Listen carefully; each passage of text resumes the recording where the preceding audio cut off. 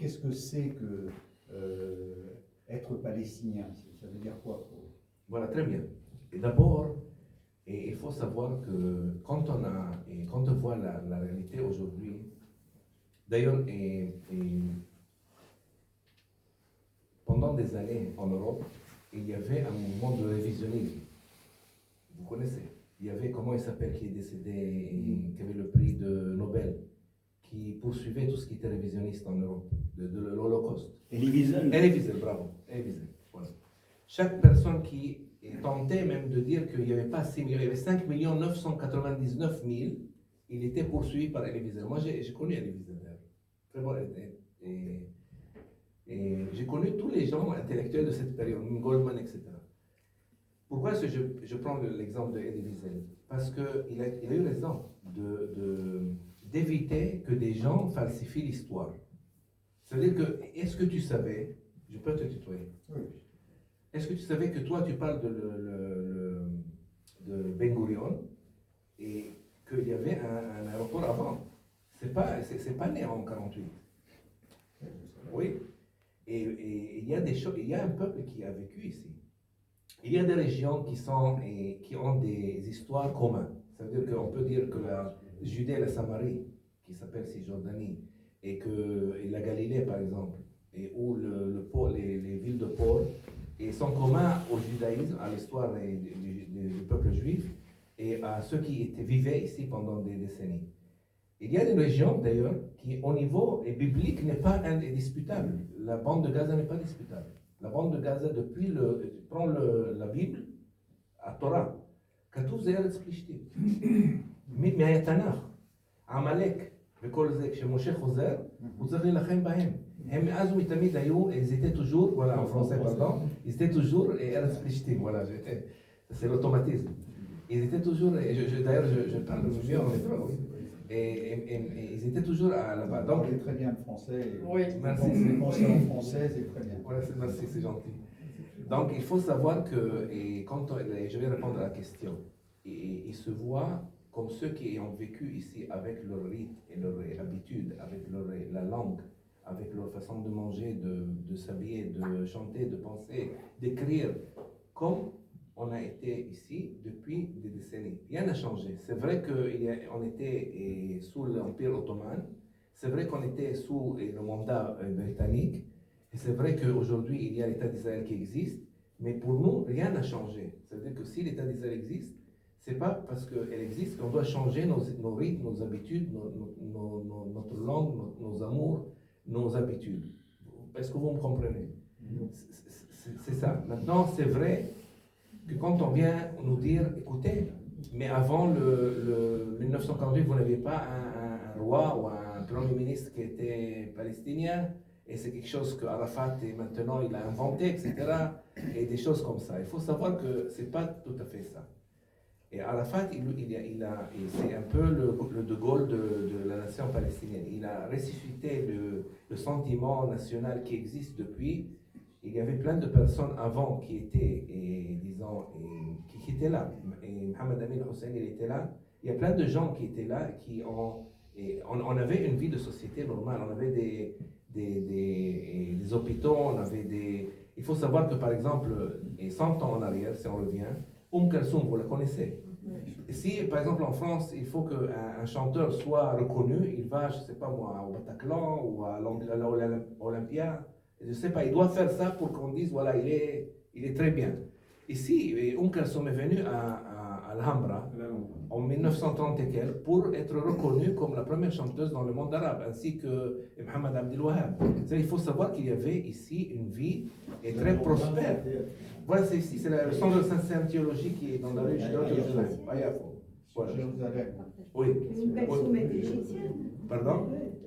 Si. Mais il faut savoir que cette région qu'on appelait la Palestine, elle était très centrale, pas seulement pour les Palestiniens, mais aussi pour les pays environ, et dans la culture. Il y avait plein de presse, le premier cinéma était là, il y avait plein de choses qui étaient là. Il y avait un train qui était de Cairo jusqu'à Istanbul. L'Empire ottoman. Voilà, exactement. Et ça s'appelait la Grande Syrie. Et c'est vrai, c'est tout à fait vrai que et la Palestine fait partie de la grande Syrie qui s'appelle le Cham. Mais quand même, il faut savoir qu'on a des différenciations et des spécificités qui sont propres à notre région. Mais on va pas en parler. Moi, j'aime bien le... C'est-à-dire que je ne suis pas venu ici pour que vous soyez d'accord avec moi sur tout. Mais on va donner la... Voilà. Palestinien, Moi, j'ai une n'est pas question. une nationalité. Vous vivez dans une nation et la nation d'Israël. Voilà. D'abord, l'Israël n'est pas une nation. L'Israël, c'est un État. C'est pas la nation de Jacob qui est d'il y a 4000 ans. C'est un État moderne qui est né en 1948, qui au début se voulait État pour tous ses citoyens. Il se voulait. C'est pour cette raison d'ailleurs qu'on n'a pas une constitution en Israël. Est-ce que vous savez pourquoi il n'y a pas une constitution en Israël? Parce que si on va répondre à la question qui est juif, il n'y aura pas Israël. Parce que de la vision d'un sioniste juif est celui qui se voit juif. Juif, c'est celui qui se sent juif. Et juif dans les lunettes sionistes. Mais au niveau orthodoxe, si moi je veux être juif, et je vais perdre tous mes cheveux, il faut passer un parcours orthodoxe très très strict pour que de l'Itgaïr. D'ailleurs, il y a des gens en 48 qui sont Itgaïrou. Ça veut dire qu'à Jérusalem, par exemple, il y avait des musulmans qui sont devenus juifs. Mais ce n'est pas ça la question. C'est que, pour répondre à ta question, et ma définition du mot nation, ma propre définition après tant d'années de vie, une nation est telle qu'elle, une nation, à partir du moment où elle décide de devenir une nation. Est-ce que tu as compris la phrase? Autodétermination. L'autodétermination, voilà. À partir du moment où il y a un ensemble de gens qui ont dit, nous on se voit Israël, et que pour moi l'État d'Israël c'est un État sioniste, c'est pas un État juif. C'est vrai que le départ était pour défendre le peuple juif, pour éviter que une autre fois le peuple juif soit massacré, etc. Et il faut savoir, l'ironie du sort, c'est qu'il y a 2 ou 3 endroits dans le monde entier, dans le globe, où jamais dans l'histoire du monde juif, ils ont été persécutés. Il y a 3 régions dans le monde que jamais, il n'y a même pas un exemple de Redifa. Le premier, c'est au Maroc. Vous êtes tout à fait d'accord que... Non, mais vous n'êtes pas d'accord. On n'est pas d'accord. Mais ok, j'accepte. Le deuxième, c'est en Ouzbékistan. Mon grand-père est venu de là-bas. Et la 3e région, vous allez être surpris, c'est ici. Ici, vous savez qu'en 1948, avant, dans les années 20, 30, les gens, dès qu'il y a eu les premiers juifs qui ont quitté les pays européens pour venir se réfugier ici, ils sont... C'est là que je voulais intervenir. Voilà, et je vous donne la question. Voilà. Bon, vous Voilà. avez parlé tout à l'heure quand on est arrivé, vous avez dit on est là depuis une dizaine d'années. Moi, mes propres parents sont arrivés en 62 en Israël. Oui.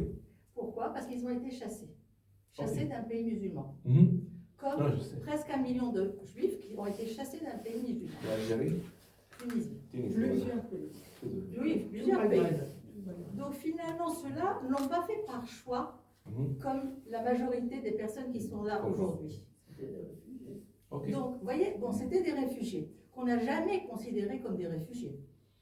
Et Ni finalement, dans le monde, ni ailleurs. non. C'est vrai, non, moi je suis tout à fait d'accord. Voilà. Que Et donc, quand le on seul parle de endroit, réfugiés, il faut c'est-à-dire parler que de quand tous les ils- réfugiés. Pas le seul endroit qui leur a ouvert moi, les portes, c'était la logique, c'était de venir en Israël à ce moment-là. Oui. Parce que quand on est chassé en tant que juif d'un pays, ils ne pensaient pas, forcément certains, aller voir ailleurs si on pouvait les accepter.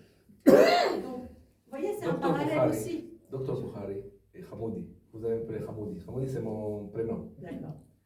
Et il est contre n'importe quelle atteinte même le petit droit de l'homme, disons comme ça. Et moi, ça me fait mal d'entendre ça, et je sais que c'est ça, c'est ce qui s'est passé. Moi, j'ai des cousins, Mais il je faut ne connais savoir- pas non plus, vous avez parlé de vos Mais on n'est cousins. pas- voilà. Moi, j'ai des cousins à travers le monde que je ne Mais connais ce pas qu'il faut parce qu'ils ont savoir, été dispersés. ouais, mais ce qu'il faut savoir, c'est que d'abord, ça n'aurait pas dû être. C'est pas pour ça que ça aurait dû, les choses auraient dû être. Mais ça c'est arrivé. C'est une réalité. Voilà. C'est une réalité. Mais c'est une réalité qu'on ne peut pas l'ôter d'une autre réalité. L'autre réalité, c'est que ces gens l'ont fait et vis-à-vis du fait de ce qui se passe ici. Ils ne l'ont pas fait avant.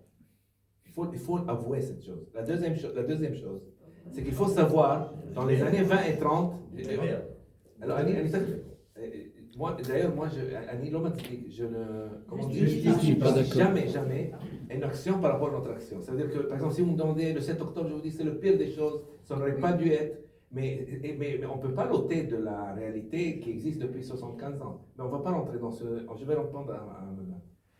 Et il faut savoir que dans les années 30, 40, avant de la création de l'État d'Israël, même 20, et il y a beaucoup de familles venant d'Europe qui sont venues ici et qui ont été recueillies par les indigènes et les Palestiniens qui étaient ici.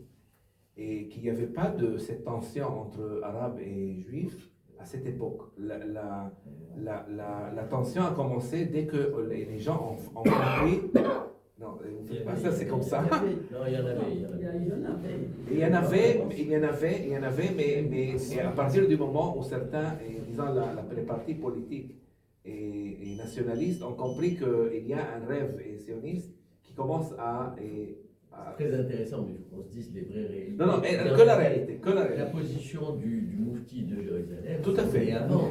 Tout à fait. Mais moi, c'est parce qu'il était plus intelligent et qu'il voyait les choses un peu plus avant les choses. Intelligence dans sa C'est les capacités de 1921, pas avant. Voilà, c'est tout à fait. Non, moi je suis tout à fait d'accord. C'est plus complexe que ça. Non, c'est vrai. Moi, je suis d'accord. C'est beaucoup plus complexe que ça, mais il faut savoir que.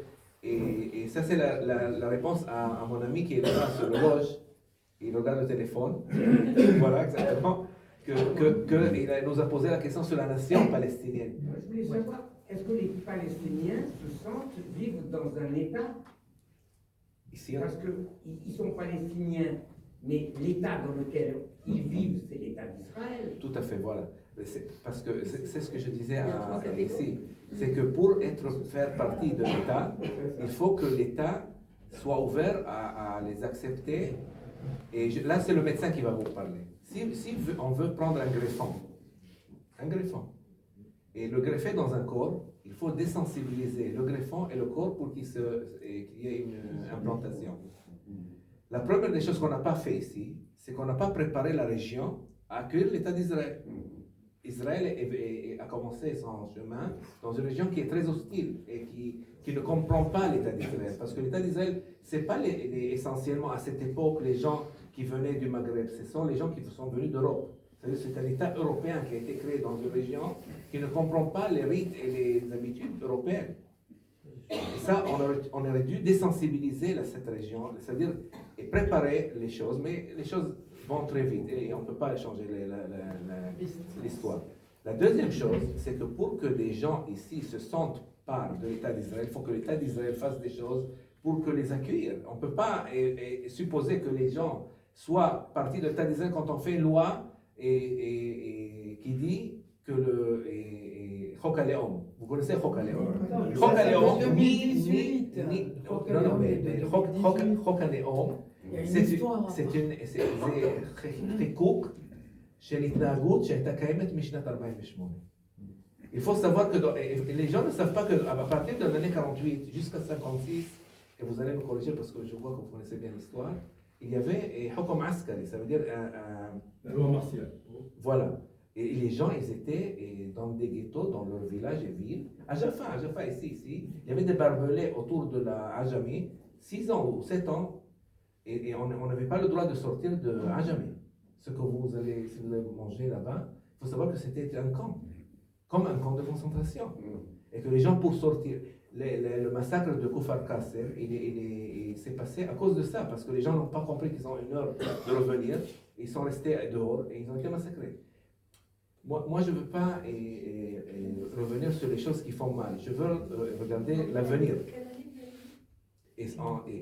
Depuis 48 jusqu'à 56. Certaines régions sont 62. Voilà, exactement. C'est ce que je voulais dire, mais je n'ai pas besoin que c'était encore plus. Ça, c'est d'une part. Ça veut dire que ces gens, déjà, ils sont exclus.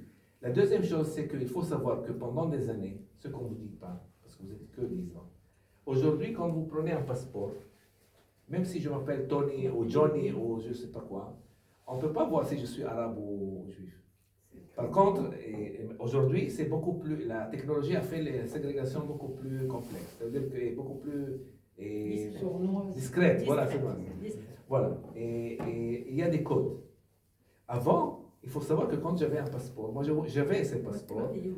Et là, il y avait, non, et là, il y a un côté ולازم לו, זה בפספורט, בתעודת זהות היה כתוב. בתעודת זהות כתוב. בדרכון היו שמים פס מתחת לשם, אני אראה לכם פספורטים. Ils mettaient une Ligne ligne verte. Ligne. Voilà, et comme ça, le genre de sécurité savait que celui-là, il doit être recherché d'une autre part. Mais ça, c'est des petits exemples. Et dans le droit international, dans le droit, quand on veut tester s'il y a dans un État une ségrégation, on fait des sondages. Par exemple, on fait des sondages, par exemple, si on prend combien de pourcents de gens et des Arabes qu'on voudrait qu'ils se voient israéliens, se trouvent dans les services nationaux. Par exemple, le stade de Misrad Apnim, Misrad Aout, Misrad. dans les ministères. Dans les ministères, différents ministères. Le taux va être moins de 1%, même pas. Au niveau économique, il faut savoir que les municipalités, d'ailleurs, et le conseil régional, ils sont très fiables à l'État d'Israël, d'ailleurs. Ils ont des fonds qui représentent moins que 1% de ce qu'ils auraient dû avoir. Il faut savoir que depuis l'État d'Israël a été créé, il y a même pas un village, je ne parle pas d'une ville, un village arabe qui a été créé. Et au niveau des villages qui existent et des villes, il n'y a même pas un mètre qui a été... Il y a plein de villes belles, Raha, pourtant. זה לא מוכר, האזורים האלה לא מוכרים בכלל. Là tu parles de pire exemple, c'est-à-dire qu'il y a des gens qui ne sont pas reconnus même, et que Ben Gvir maintenant veut... La ville de Rahat existait, mais elle a été reconstruite. Voilà, exactement. C'est reconstruit. D'ailleurs, tous ces gens, les côtés du Negev, on n'en parle pas parce que ça, c'est les pires, c'est pire. C'est des gens qui ne sont pas reconnus. Il y a la majorité des gens là-bas ne sont pas reconnus. Il y a des gens qui ne sont même pas, disons, liés à l'électricité, à tout ce qui est, disons... Oui, mais l'essence de côté, moi je pense que c'est... Voilà. Ok, donc voilà. Je voudrais demander que, selon toi, quelle est la situation des moins de 20 ans qui vivent en Israël aujourd'hui, soit palestiniens et C'est une très bonne question. Et... Alors, parce que ça complète, complète aussi sa question. Oui. Je voudrais, parce que moi je fais partie un petit peu de cette société, je suis plus ancien, mais je vais beaucoup dans le monde arabe. Je voudrais donner un exemple qui est donné sur un village, même pas un village qui a été créé. Je voudrais donner un exemple moderne, deux exemples modernes. Je prends deux villes parallèles, une ville de Carmiel et une ville de Kiryat HaKarmel, c'est juste à côté de Kfar Saba, c'est pas très loin de chez nous, mais la plupart de nous on ne connaît pas. C'est deux villes avec l'une 50 000 habitants, l'autre 48 000. À Carmiel, il y a à peu près 8 lignes de bus municipaux qui passent à l'intérieur. Combien il y en a à Kiryat HaKarmel? Non, pas Tira. À Tira, il y a une seule ligne. Il y a un développement énorme de chemin de fer en Israël.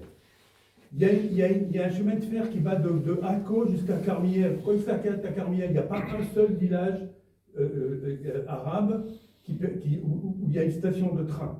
Ça, c'est énorme. Ici, on parle de la culture. Par exemple, une fille qui va aller étudier à Beersheba, elle est obligée de retourner chez elle parce que les parents ne permettent pas qu'elle dorme, etc. Mais je voudrais, en ayant ça, rajouter une chose. C'est-à-dire que, je reviens à la question, c'est vraiment pour rejoindre la question que monsieur a posée.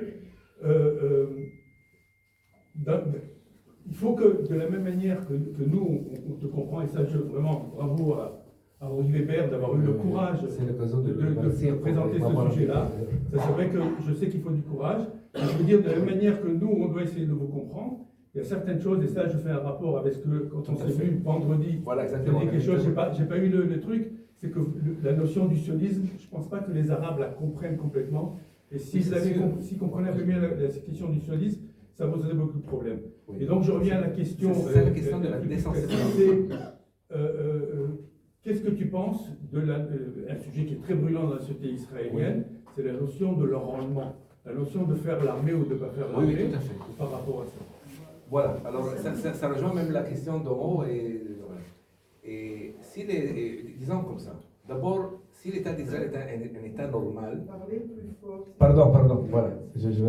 Si l'État d'Israël est un État normal, comment est-ce que je vois un État normal? C'est un État basé sur la citoyenneté. Ça veut dire que, comme la France, si je vais en France, j'ai la nationalité française, je me sentir français. Je peux être même le président de la France. Mamadani, maintenant, il est le maire de New York. Il peut devenir demain le président de... Il n'est pas né. Ah oui, ça, voilà. Mais toi, tu es né en Israël. Voilà, exactement. Mais c'est disant que... Il n'est pas né aux États-Unis. Il ne peut pas. Ah voilà. Oh, ok, voilà. Ça, c'est une nuance vraie. Mais ça, vous savez pourquoi c'est comme ça? Parce qu'il y a une constitution. Mais Constitutionnel. toi, Voilà. tu peux devenir ministre. Je peux devenir même le Premier ministre, mais c'est pas faisable. Mais on va en parler. Et d'ailleurs, même celui qui veut être une part farouche de le gouvernement israélien, comme Mansour Abbas, il est pestiféré. Il est pestiféré. Mais c'est pas grave. Nous, on revient à cette question. Et le jour où l'État d'Israël, d'une part, va se conduire comme un État, entre guillemets, normal. Et la deuxième chose, c'est que les ennemis d'Israël vont pas être les Esquimaux de l'Antarctique ou les, je sais pas moi, ou les extraterrestres. Et que l'ennemi d'Israël, le premier ennemi, c'est le peuple palestinien. C'est le premier. Et les autres, c'est les pays, les Libanais, les Syriens, les Iraniens, et tous ces régimes qui ne veulent pas l'État d'Israël. Le jour où ça va arrêter, alors il y aura beaucoup plus de facilité qu'il y ait une vision d'avoir des choses en commun au niveau national, et Sharut Leomi, et même l'armée.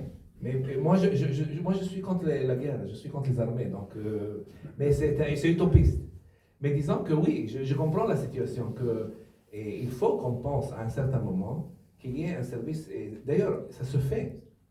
Même les gens qui ne se voient pas israéliens vont faire des troupes de MADA dans des sociétés qui sont médicales ou sociales, des sociétés qui sont civiles, pas nationales, civiles. Ça se fait, mais en chouchou, mais ça se fait.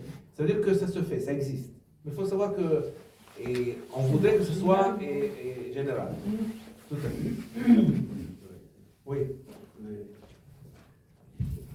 Voilà, bon, on a entendu un peu les trois narratifs, et c'est intéressant. Je ne savais pas que c'était une répartition comme ça. Maintenant, je vais te poser trois situations que je connais. Une, c'est pendant des années, au début de l'État, les Arabes étaient sûrs, les Arabes israéliens, étaient sûrs que l'État d'Israël va être balayé et qu'ils reprendraient leur citoyenneté arabe, palestinienne, etc. Jusqu'au moment où ils ont compris que ça ne se ferait pas. Et alors, ça a changé le courant. Ils se sont dit, eh ben, si c'est comme ça, on s'intègre dans la société israélienne. C'est en gros le parcours. La deuxième question, et ça c'est, bon, vous connaissez assez peu ça. Moi, j'ai travaillé au conseil régional. Il y avait deux villages arabes qui faisaient partie de la municipalité. Et on voyait comment cette culture des clans, Khamoulot, ce qu'on appelle, ça empêchait les villages eux-mêmes de se développer. Ils se mettaient constamment des bâtons dans les roues. Et j'ai vu que c'était au niveau global, c'est-à-dire qu'un des problèmes qui paralyse la société arabe en Israël, c'est cette domination des clans.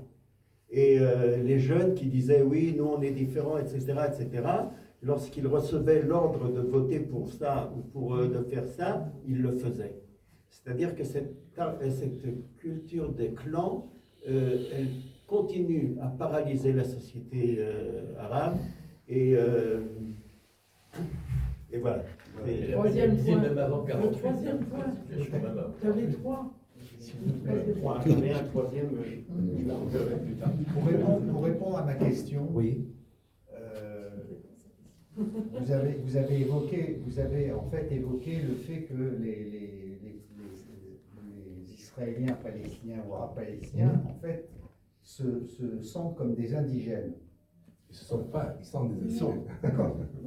Et moi, je me sens suédois avec des yeux verts et des D'accord. blancs. Mais J'ai une question dans ce prolongement de votre réponse. Comment est-ce que tu prends, ou ces Palestiniens prennent en compte le fait que le peuple juif aussi a son histoire, comme ces indigènes ont leur histoire, le peuple juif aussi a son histoire, et son histoire, elle a toujours été ici, par rapport à ce territoire, je ne vais pas le nommer, mais par rapport à ce bonne territoire. partie, oui. Bonne partie. Et que si le sionisme a émergé, c'est justement parce que l'histoire du peuple juif est liée à cette terre. Comment est-ce que c'est pris en compte? Comment tu le prends en compte? Comment c'est pris en compte par ces Palestiniens? D'abord, ce n'est pas moi qui ai proposé Ouganda comme terre et promise pour le premier choix sioniste. Ce n'est pas moi, c'est lui. Et après, on a dit une partie de... Et c'est vrai, on ne peut pas nier les faits. Moi, je vous dis, une partie de... De toute façon, il faut savoir, il faut comprendre des choses, ne comprennent pas, pardon, que les Palestiniens, il y a des Palestiniens juifs. Il y a des Palestiniens juifs.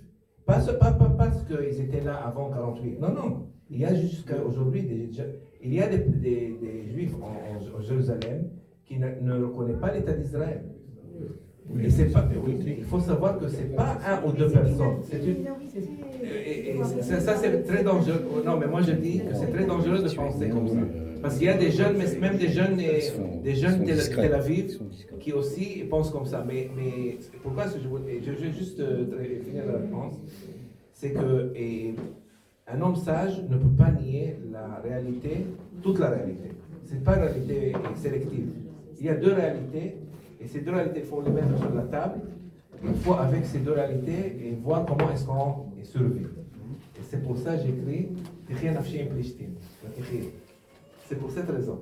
Mais j'ai une proposition et j'ai une solution aussi. Mais on va l'entendre à la fin. Voilà. Philippe. Oui, là on est sur le fait national, le sionisme, la réalité palestinienne, etc. Mais les choses évoluent. Oui. Tu parles de l'avenir, etc. Et dans l'histoire, elles évoluent toujours avec le fer rouge. C'est ça qui fait évoluer les choses. Et moi, j'ai quand même été très surpris par ce qui s'est passé après le 7 octobre. La direction du Hamas autour de Sinoir pensait, y compris en faisant les massacres qu'il a fait, etc., rendre la situation inéluctable, et qu'un des facteurs qui avait amené à la victoire, d'après lui, c'était l'insurrection de la communauté arabe en Israël, puisque en 2021, il y avait eu des émeutes qui n'avaient pas grand-chose à voir. Et donc, il a fait une fausse analyse, bien sûr. tragique d'ailleurs pour lui, puisqu'il en est mort, qu'il y allait avoir l'insurrection. Et là, on a assisté depuis 2 ans au fait que la communauté arabe, quelles que soient ses opinions, a voulu dire: nous les juifs, on les aime pas, je peux pas les supporter, je les adore, etc. Mais le Hamas et les islamistes, non. Non. Non, tout à fait. Moi, je vis à Tel Aviv, ou je vis à Jérusalem, etc. Ma fille va à l'université, etc. Mais il faut savoir que même à Gaza même, oui. Et même en Cisjordanie, il y a des gens qui pensent la même chose. Tout à fait.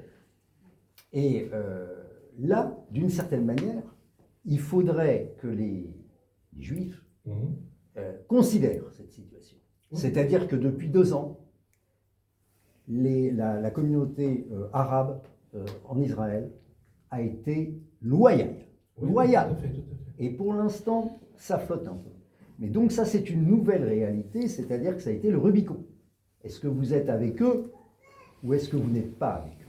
Je parle de la communauté arabe, je ne parle pas de la Judée-Samarie.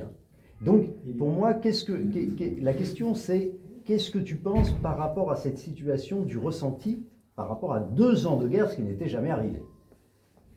De la communauté arabe. Il y a deux choses. Il y a la première, c'est qu'il faut savoir que dans l'année 21, il y a eu une main forte, une main très forte, vis-à-vis de cette minorité qui a ressurgi, et le message a été compris. C'est-à-dire qu'il y a des gens, il faut savoir, comme j'ai dit avant, qu'on est partagé en tiers, il y a des gens qui sont toujours pour la paix. Ils veulent la paix, et ils croient à la paix, comme moi. Ils savent que c'est le meilleur chemin. Mais même les gens qui ne croient pas à la paix, qui auraient pu avoir l'oreille tendue vers les Sinois, ils ne sont pas rentrés dans cet conflit après le 7 octobre parce qu'ils ont refait les camps. Ce n'est pas par amour, c'est là, mais Simchat et Me'avat et voilà. בדיוק, זה מתוך שנאת המן, זה לא מתוך אהבת מרדכי. Ça veut dire qu'ils ont fait les comptes, ils ont vu que ça va aboutir à rien. Mais quand même, je suis tout à fait d'accord avec ton analyse, que des fois, il faut utiliser les opportunités, c'est-à-dire qu'il faut être opportuniste. Si on a une situation que, c'est pas grave, c'est comme tu as très bien défini les choses, et tu m'aimes ou tu m'aimes pas, faisons que peut-être qu'il y a un moment où je peux l'utiliser pour mieux avancer les choses. Tout à fait. Mais on va entendre sa question et... Oui, non, une question était autre chose. C'était par rapport au sentiment national palestinien. Donc, quand je te regarde, je me souviens de mes années étudiantines parce que les Suds de la France, comme ça, vous êtes d'où de France? De quelle région de la France vous êtes? Moi, tu es, attends, tu en as parlé tout à l'heure, je suis alsacien lorrain. Ah ouais, ça c'est très bien. Donc, vous me comprenez bien. Tout à fait. Voilà, donc j'étais interrompu. Non, ma question c'était par rapport à ta présentation du sentiment national palestinien. Oui. Ça, je ne remets pas en cause. Oui. J'ai une vision qui est sans doute absurde, mais ma vision à moi, c'est que le sentiment national palestinien, dans ta vision, toi, ce que j'ai compris, existait de tout temps ici.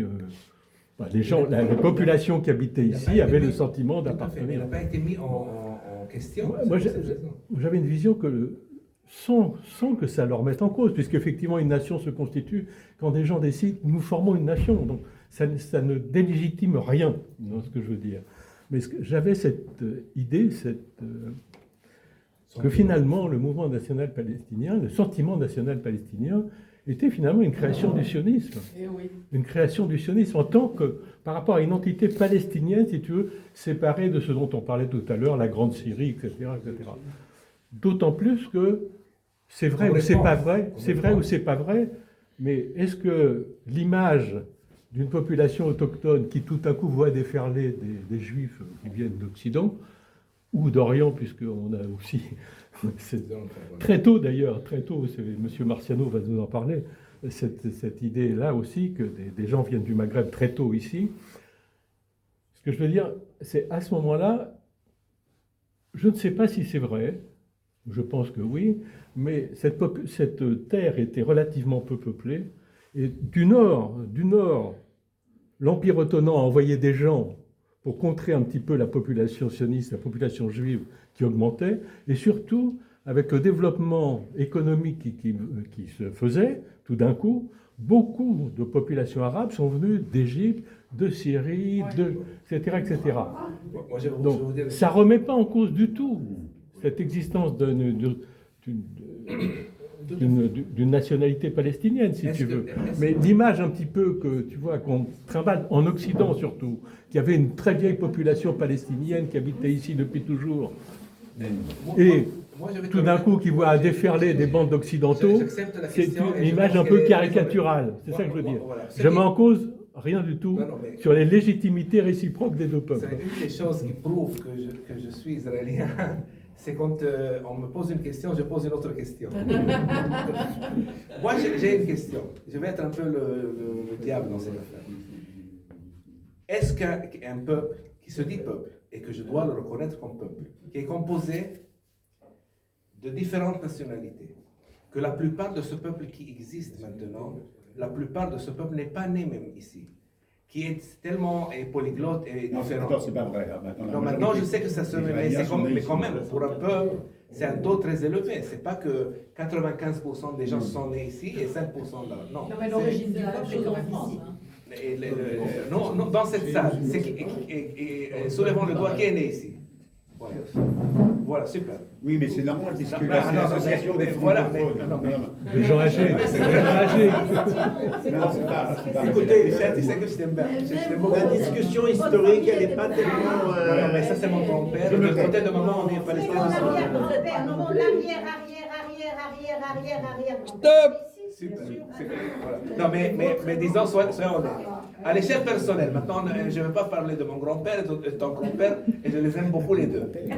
Et on est tous les deux les seuls qu'on peut discuter d'une indigénité. Ok?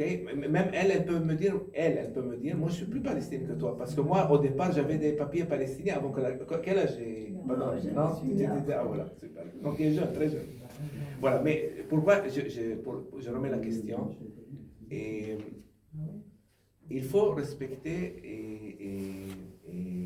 la décision des peuples et l'autodétermination et ne pas chercher à... J'ai pas le droit de dire qui est plus israélien que l'autre. Par exemple, est-ce qu'un Ashkenaz est plus israélien qu'un Séfarade? Est-ce qu'un est riche et plus israélien qu'un pauvre? Est-ce que quelqu'un qui est né là est plus israélien que quelqu'un qui n'est pas là? Je pense peut-être que vous êtes... Par exemple, voilà, c'est par choix. Donc, je ne pense pas que même on est dans une bonne situation de poser la question quand on n'est pas parfait. C'est-à-dire qu'il faut se regarder dans le miroir, se dire, ah, attends, et moi... il parle même mieux l'hébreu que moi. אני מדבר עברית טוב יותר ממך. אני מכיר את התנ"ך ואת התורה אני יותר ישראלי מכל אחד מכם. אני נולדתי מול בית המשפט הצבאי. Il est plus israélien. Il a grandi ici et il connaît le Tanakh par cœur. Pardon, j'oublie. Ce qui vous rejoint, c'est des choses que, et moi il a très bien posé la question, et qu'est-ce qu'il faut que quelqu'un se voit israélien? Et il faut que Israël fasse un pas, ou non, pas. Elle a le droit de ne pas faire. Elle peut faire comme aujourd'hui l'extrême droite israélienne dit, nous on est un peuple, un État juif, et celui qui n'est pas content, qui s'en aille. Et par force ou par intérêt, comme vous voulez. C'est une possibilité. Mais quand même, il faut savoir que chaque action a une contre-action. Il ne faut pas être surpris et dire et pourquoi est-ce qu'il y a cet attentat? Pourquoi est-ce qu'il y a il y a des choses qui sont... J'ai compris ce que vous dites. Il y avait plus... Est-ce que vous pouvez me donner un exemple d'un pays musulman où les juifs peuvent vivre tranquillement? Et moi, j'ai parlé du Maroc, on m'a dit non. Alors, j'ai dit non. En Ouzbékistan, on m'a dit non. Aujourd'hui, oui. Mais aujourd'hui, il n'y a plus, mais ils étaient très aimés. Écoutez, essayez de ne pas... mais en plus, mais en plus, non, mais moi je vais quand même. On ne veut pas faire ici une discussion historique sur et te ça. dire que... On veut essayer de comprendre le ressenti des Arabes israéliens d'aujourd'hui. Si on veut comprendre, on n'a pas répondu à la question de monsieur. Oui. Que pensent les Palestiniens de moins de 20 ans? Ah, voilà. Je vais vous surprendre. Ils sont plus nationalistes que les parents. Les grands. Parce que moi, quand je dis à mon fils, ne t'occupe pas de la politique. Et je sais que c'est ce que tu sens, mais tu ne dois pas l'exprimer. Sois calme, et eux, ils sont plus intelligents que nous. Ils sont plus digitaux, plus. C'est l'avenir. Donc, voilà. Et ils cherchent quand même. Il y a beaucoup qui cherchent à s'intégrer, mais ils aboutissent à des barrières. Mais quand même, ça peut changer. Ça veut dire que c'est pas noir ou blanc. Ça peut changer. Et ce sont des gens intelligents, ils veulent vivre. Et eux aussi, ce sont des gens qui rêvent, qui veulent aboutir à des choses. Et je pense que si on leur donne une réalité qui soit différente, oui, ils vont s'intégrer. C'est quoi ces barrières? Les barrières, par exemple, les fonds, les possibilités de travail, les possibilités d'être... Il y a une discrimination positive. Attendez. Il y a un certain ordre dans les questions, parce qu'il y a des gens qui demandent depuis longtemps. Je vais répondre à ça. Oui, alors moi, J'ai longtemps travaillé et connu le conflit israélo-palestinien de l'extérieur. Michel, présente-toi. Alors, Michel Tourman, je suis journaliste et je suis fondateur, avec toi et d'autres, du groupe Shalom Salam. Donc, j'ai longtemps connu ce conflit et comme beaucoup d'Occidentaux, y compris juifs, y compris journalistes, je voyais ça comme un conflit territorial entre Israël et les Palestiniens. Bon, et depuis que j'ai fait mon alliance en 2012, vraiment la grande révélation pour moi, ça a été la connaissance de cette société arabe ou palestinienne d'Israël et des liens que nous avons tissés les uns et les autres et que nous avons vraiment concrétisés en 2021, premier moment des émeutes, avec le même souci de maintenir cette cohésion sociale en Israël, et puis surtout après le 7 octobre, et c'est vrai que je peux confirmer tout ce que tu as dit sur cette intégration, et sur le fait, qu'est-ce que j'explique à l'extérieur, c'est que la plupart de mes compatriotes israéliens, arabes ou palestiniens, n'ont rien à voir avec le Hamas, mais rien à voir, et se sont encore plus intégrés dans la société israélienne. Alors, ce que je voudrais poser comme question, maintenant je voudrais te poser une question, parce que je sais, en discutant, on a fait des webinaires, on fait des rencontres, on fait pas mal de choses, et ça surprend beaucoup les Français, les francophones ou d'autres qui ne vivent pas ici, ou qui connaissent ça de loin, c'est qu'à chaque fois qu'on a un débat, bon alors, tous nos amis comme toi ou d'autres qui interviennent, ils soutiennent la cause palestinienne, se sentent solidaires, ce qui est légitime, mais quand on pose la question, s'il y a un État palestinien, est-ce que tu deviendras palestinien? La plupart disent non, je veux rester israélien. Voilà. Et donc, alors, maintenant, ma question, je te pose pas la question, mais la question que je te pose, c'est est-ce que finalement, cet exemple d'une coexistence à peu près harmonieuse et d'un développement pour les Palestiniens d'Israël qui est globalement positif, puisque 25% des Arabes israéliens, des médecins israéliens sont d'origine arabe. C'est-à-dire qu'il y a plus de chances de devenir médecin si tu es arabe. Dans le service sanitaire. Oui, attends. 50%. C'est ça. Donc il y a plus de chances. Il y a une discrimination positive. Malgré tous les problèmes que tu as dit, notamment d'identité, c'est pas facile d'être arabe dans un État juif. C'est pas facile de chanter la tikva, parce qu'on dit nous sommes revenus sur la terre de nos ancêtres. On pourrait dire nous sommes revenus sur la terre de nos ancêtres où nous avons retrouvé nos cousins. Voilà, qui nous attendaient avec joie. Bon, mais la question que vous posez, c'est est-ce que finalement, cet exemple de coexistence harmonieuse et d'une manière d'extinction finalement ou de contrôle de cette animosité, puisqu'on l'a dit d'ailleurs, le palestinisme s'est construit par opposition au sionisme, est-ce que finalement ça ne plaît pas plutôt pour un État unique, démocratique, mais comment faire en sorte pour que cet État reste juif? Voilà. Puisqu'il ne serait pas juste, puisqu'il y a 22 États arabes, et qu'il ne serait pas juste. Je pense que j'ai la recette. Vous allez me dire que quand je vais la dire, c'est ça la réponse à ta question. D'accord? Je la dis. Alors voilà. Comme la plupart d'entre nous là, sont originaires de l'Europe, n'est-ce pas? C'est qui n'est pas européen? Ah, vous êtes minoritaire comme nous, toujours. Mais c'est pas grave, vous connaissez très bien l'histoire. L'Union européenne, madame, vous voulez que je parle plus haut? Voilà, c'est ah, voilà, exactement. C'est une surprise. Oui. Non, mais كلنا عربيين زي لزي. Et voilà, ce que je voulais dire, c'est comme ça. D'ailleurs, moi j'aime ça, j'aime beaucoup cette pluralité. C'est la plus belle des choses de voir des gens différents ensemble. Et c'est ce qui fait la force, par exemple, des États-Unis ou d'autres pays, c'est leur force. Même en France aujourd'hui, je pense que si la France est toujours dans la pointe, par exemple au football, ils ne sont pas tous des blancs, et ils ne sont pas de... Voilà, vous êtes ou pas, mais c'est pas grave, ça on va en parler. Mais pas pour ce qui nous concerne. Et le premier exemple qu'on peut s'appuyer sur l'avenir, c'est l'exemple du Benelux. Je sais qu'on ne peut pas faire une allusion entre Yitzhak et Ishmaël et Benelux, oui, mais quand même, il faut savoir que l'Union européenne a commencé par un modèle fondé sur l'union économique qui a été proposée entre la Belgique, le Luxembourg et la Hollande. Au sein de chacun de ces pays, il y a des peuples qui sont un peu différents. Il y a les francophones, il y a ceux qui parlent allemand, les flamands, Non, mais laissez-moi parler jusqu'au bout et vous allez comprendre. Je parle pas de leurs États maintenant, comment ils sont, mais je parle de l'exemple. Avant que l'Europe naisse, comme elle est le modèle qu'on connaît, il y avait le modèle de Benelux. Qu'est-ce qu'ils ont dit, ces peuples? Ils ont dit, écoutez, nous on est différents, mais on a un territoire qui est petit.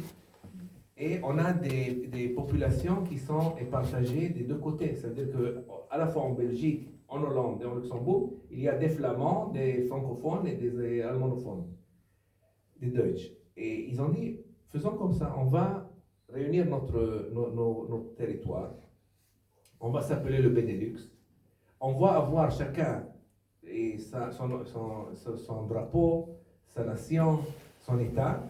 Donc, on va voir le commerce ensemble.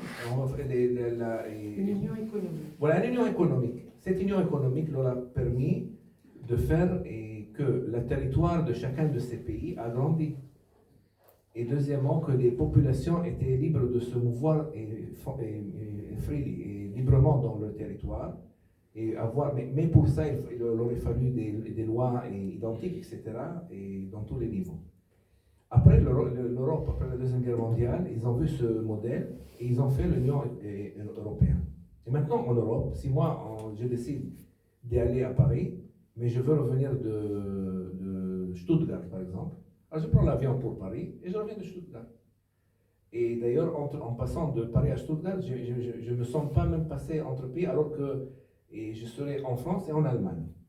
Et je ne pense pas que le français va être vexé ou l'allemand va être vexé. L'allemand reste l'allemand, le français l'allemand. Et en plus, je ne sais pas combien ils s'aiment. Je ne sais pas combien les Anglais et les Français s'aiment, mais il y a un tunnel sur la Manche qui les réunit. Et la guerre de 100 ans, c'était il y a 100 ans, c'était pas il y a 700 000 années. C'est des guerres qui étaient... La guerre entre l'Allemagne et la France, c'est il y a 70, 80 ans. C'est les mêmes périodes, nos périodes dont on parle. Ça veut dire que comment ça se fait que des gens qui étaient ennemis et qui voulaient éraser l'un l'autre, ils ont surpassé cette difficulté, ils ont fait la paix entre eux, qu'ils ont des choses en commun. Et ça, c'est la première des choses. La deuxième des choses qui m'est arrivée, je vais juste finir. Une raison peut-être simple, c'est que les pays existaient alors qu'ici, il y a eu un partage géographique par l'Empire Je suis britannique. d'accord, mais quand même, j'arrive. La campagne de l'Alsace-la-Lorraine est toujours existée. Elle passe d'un côté à l'autre. Mais c'est pas ça. Je vais finir les exemples et comprendre comment est-ce que je suis arrivé à que c'est la solution. Et il n'y a pas d'autres solutions, mais il y en a d'autres, mais ils sont moins bonnes. Et la deuxième chose, c'est que moi, je suis divorcé. Et quand je suis divorcé, il y avait, et en général, quand on se divorce ici en Israël, je ne sais pas comment ça se fait en France, mais en Israël, il y a trois options. Soit le mari prend la maison, soit la femme prend la maison, soit la maison on la vend, et ils se partagent. Comment ça se fait en France? Pareil. Mais il y a une quatrième solution. La quatrième solution, c'est de ne pas vendre la maison. C'est garder la maison et faire ce qu'on appelle en Israël Chaluka Ba'ain. Ça veut dire que je regarde la maison. Quand moi je regarde la maison, je vois toute la maison à moi. Quand elle regarde la maison, elle voit toute la maison à elle. Et qu'est-ce qui bénéficie? Les enfants. Parce qu'ils n'ont pas vendu la maison. Et on peut louer, par exemple, les appartements qui existent dans la maison et même avoir l'argent et comme ça donner aux enfants. Et c'est ce qu'on a fait. Maintenant, je me suis divorcé, j'ai toujours ma maison. Elle est à 50%, elle n'est pas à 100%. Je ne peux pas vous dire dans cet immeuble de 4 étages quel est le mien, quel est le sien. Mais c'est une solution qui nous a permis de sauvegarder la maison et de vivre dans une réalité où on ne s'aime pas beaucoup. Chacun est dans sa région, mais on a eu la solution qui nous a sauvegardé la maison. Ok?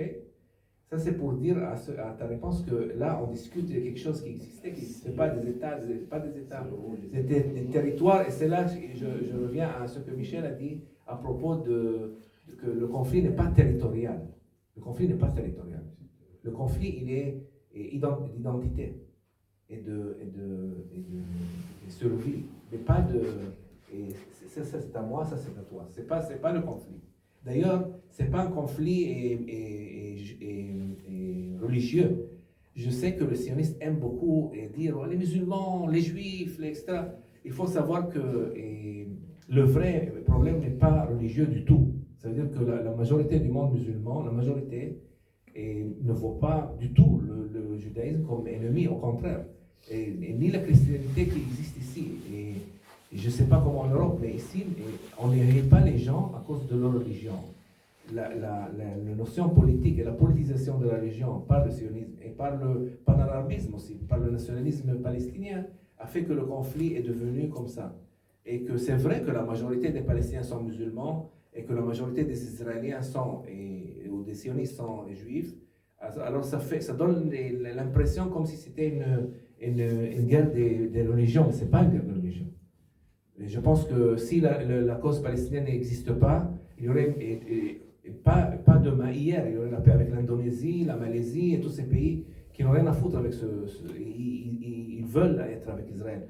Aujourd'hui, on parlait de l'Ouzbékistan, de Tadjikistan, tous ces Azerbaïdjan. Vous savez, Azerbaïdjan, comme si c'était. Oui, Azerbaïdjan est plus proche d'Israël que de l'Iran. Voilà, que de l'Iran. Et maintenant, quelle est la solution? Voilà. Quelle est la solution? Voilà. Alors, voilà. La solution est comme ça.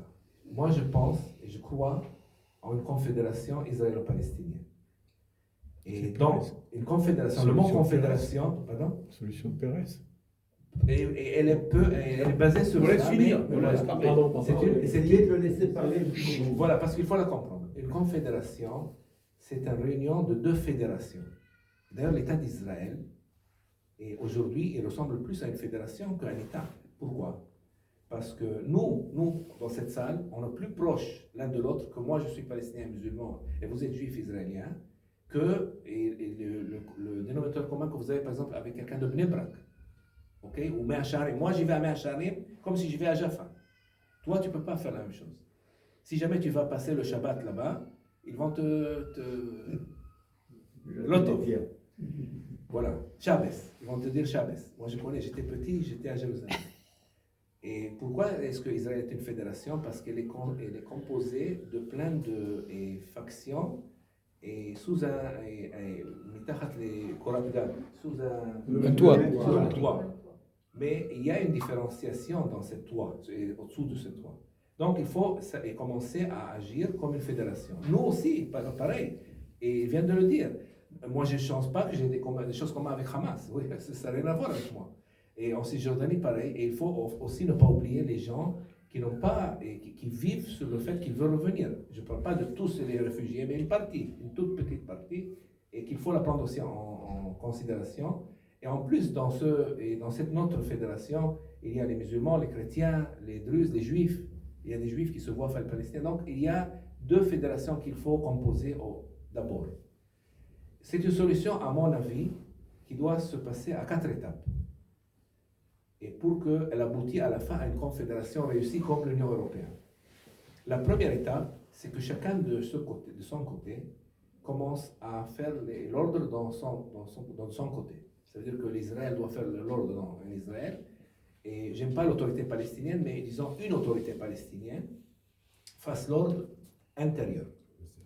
La deuxième chose, c'est la partie de souder une confiance entre ces deux fédérations. C'est qu'il y ait par exemple des périodes de 5 ans, que peu à peu, on commence à avoir une confiance et ça va jusqu'à l'éducation, les livres chez les petits, et tout, disons, aller dès le début et commencer à désensibiliser le terrain. C'est à préparer l'avenir pour cette réalité dont je parle. La troisième, c'est de commencer à faire des lois qui vont être imposées, des lois sociaux aux deux fédérations. C'est-à-dire qu'on ne peut pas vivre ensemble, ce ne sont pas les mêmes lois. Par exemple, il faut savoir, par exemple, ici en Israël, moi je suis avocat, et Chok HaYateshnout, 7 ans, sur des conflits entre des gens. Et en Cisjordanie, c'est 2 ans. Pardon? La loi de l'ancienneté, voilà, exactement. Non, c'est pour si nous deux on a un conflit, par exemple sur le traitement, oui. Ici on les a, c'est 7 ans, mais c'est pas d'ailleurs 7 ans, c'est pas ponctuel parce qu'on toujours on trouve des fois pour allonger ça. Mais disons, la loi dit 7 ans. Et en Cisjordanie, c'est 2 ans. Ça veut dire que si on a un conflit, 3 ans plus tard, je veux par exemple poursuivre quelqu'un qui est en Cisjordanie, la loi va me dire non, tu ne peux pas parce que tu as perdu. Voilà. Donc il faut faire des lois sociales. Si moi ici la vitesse est à 110, il faut qu'elle soit là-bas à 110 et partout à 110. Ou à 50 ou à 60. Est-ce que vous comprenez? On arrive au problème qui est un problème de vitesse. Oui, exactement, mais ça commence. On arrive. Voilà, mais quand même les gens vivent et au fond ils veulent vivre. Et la troisième chose, la 4e période, c'est de faire une constitution, et comme en Europe, qui est valable aux 2 fédérations pour aboutir à la confédération. De cette façon, on pourra y avoir 2 nations qui vivent sur tout le territoire israélien. Ça va répondre aux extrémistes des 2 côtés, parce que l'extrémiste sioniste et d'extrême droite, qu'est-ce qu'il dit?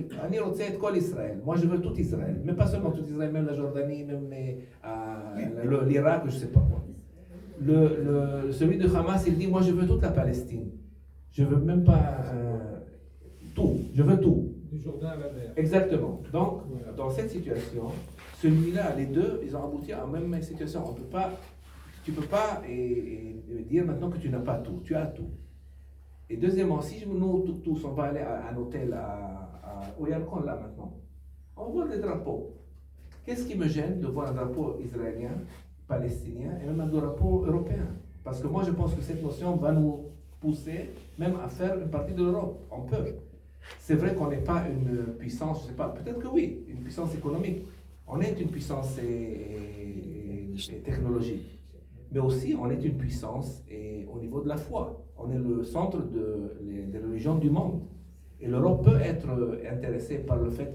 Nous, on est plus proche de l'Europe que la Turquie, par exemple. La Turquie est plus loin de l'Europe que nous, on est. Et d'ailleurs, si vous regardez bien, les équipes israéliennes jouent en Europe. L'Eurovision, c'est en Europe. Et même maintenant, beaucoup de factions palestiniennes sont reçues en Europe. C'est-à-dire qu'on peut être une partie de l'Europe. Et comme ça, on aura le toit qui va nous sauvegarder au niveau de la loi internationale, de la façon de vivre.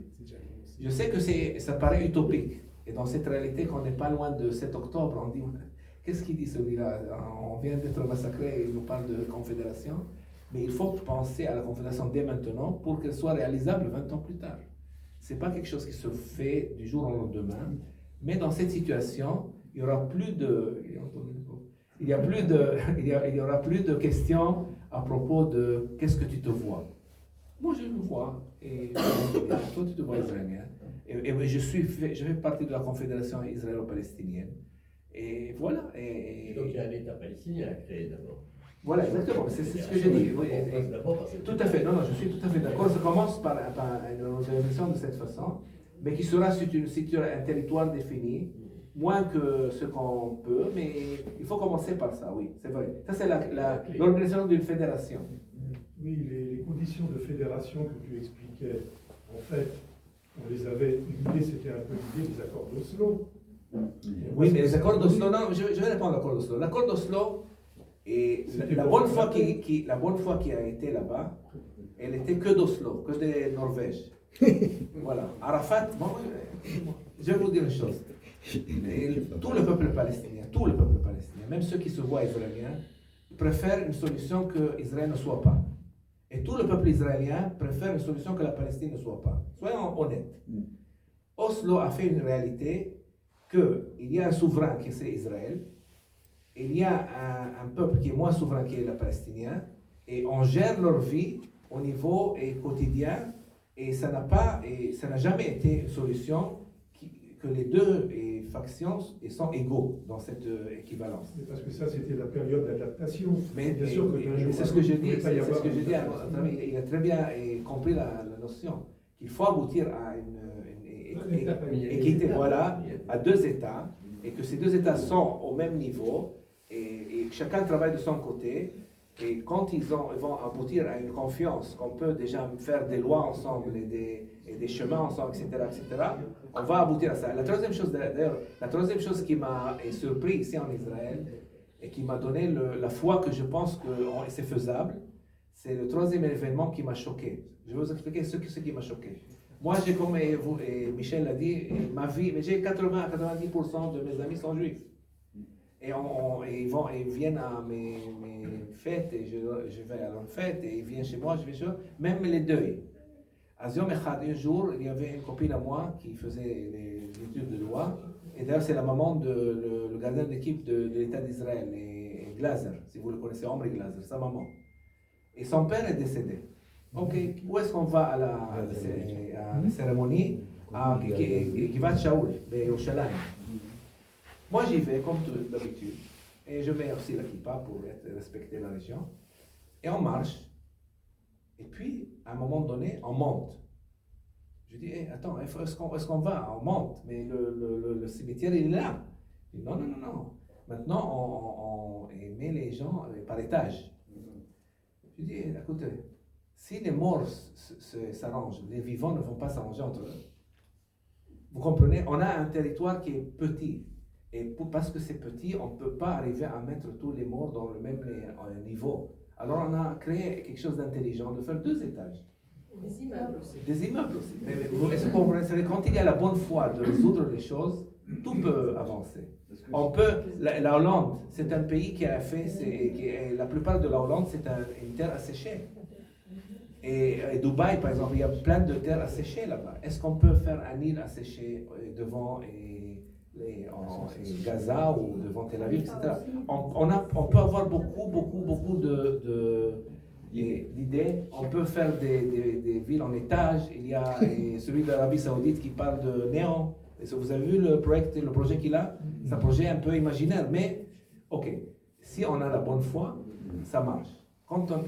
Et en hébreu, il y a une très belle phrase qui dit צריך להגיע לדברים, בלב פתוח ונפש חפצה. Un cœur qui est ouvert et une âme qui est ouverte, voilà, qui a envie, voilà, qui veut la chose. Si on vient et on dit non, ça ne peut pas marcher, ils sont tellement. Et d'ailleurs, il y a plein de gens qui disent ah, ces Arabes, ils sont alimim, ils sont violents, et c'est pour ça, on ne peut pas arriver avec eux. Non, c'est pas comme ça qu'on va résoudre les choses. Et les Indiens aussi des États-Unis, c'était violent. Aujourd'hui, ce sont des gens les plus pacifistes qui existent. Il ne faut pas juger. C'est très calme. Oui, mais quand on était petit, quand on voyait les films de cowboys, on pensait qu'il y a les bons, il y a les mauvais, il y a les mauvais qui étaient les Indiens, les bons c'était les cowboys. C'est les Américains. Voilà, exactement. Mais la réalité était différente. Mais ce n'est pas grave. Nous, on est là, on veut résoudre notre problème. D'abord, j'ai proposé la proposition. Qu'est-ce que vous en pensez? Moi, je voudrais qu'on l'applaudisse. Oui, merci.